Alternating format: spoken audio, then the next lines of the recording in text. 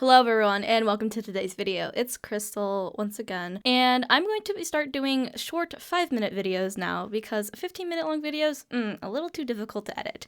And I'm in college now, so everything is difficult all the time. But once again, I am here, and today we are talking about BTS and gatekeeping. So what is gatekeeping? Gatekeeping is essentially when fans, they say, oh, you can't be a fan, or you're not a real fan because you don't do X, Y, and Z. Now, a lot of people who are new to fandom culture might think, oh, it's like gatekeeping's bad. Gatekeeping should never be something that we should ever implement in fandom. Everything should be open and out in the open. Everyone should just be able to dip their toes in and join. But that is not the case.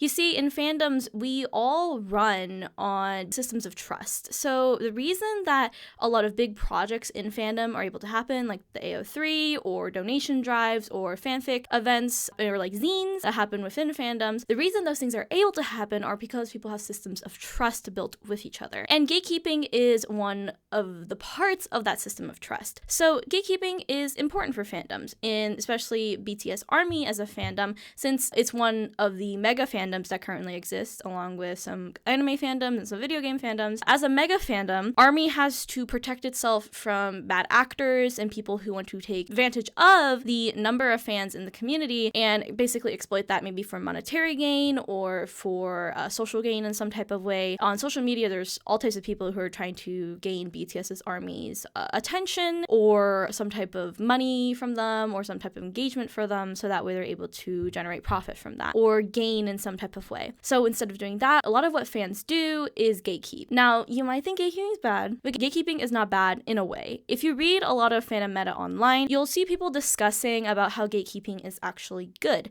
Gatekeeping ensures that a large part of the fandom is not lukewarm fans.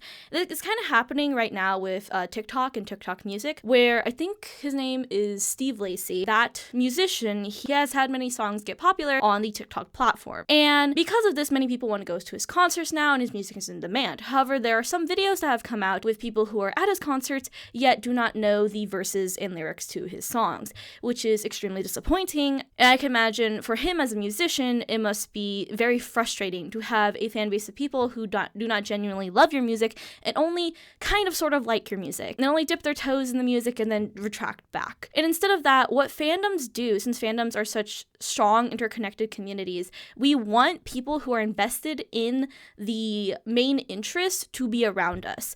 So this happens quite often in ARMY. There's a lot of discourse around this. I'm not going to get too much into it because it's different topics for different videos, but specifically with gatekeeping, we need it in order to prevent that sort of thing happening that happened with Steve Lacy on TikTok. We essentially want people who are invested in the fandom. We want people who will care deeply about the BTS members, or if I was in a different fandom, maybe like the anime or the manga, or people who care about the TV show. For example, in the past, there have been TV shows that had to have petitions in order for people to renew them and for TV shows to continue. And that can only happen if there's a dedicated fan base and there's people who are invested and connected with the main interest. If there's no one like that, everyone has lukewarm feeling towards the interest, the TV show won't get renewed, the manga won't continue, the anime won't get another season, the K-pop group will disband. It's all these sorts of things. So fans interacting with each other so closely and so intensely is actually a good thing because it creates fan bases that are very dedicated and want to work together towards a goal. They want to further the main interest. And that's something that every artist, every creative, every creator wants. They want an audience that genuinely cares. And that's something that gatekeeping can help make happen. So gatekeeping is not necessarily a bad thing. And I hope this video can give you some thoughts on that. Thank you so much for watching. And as always, please remember to stay thoughtful.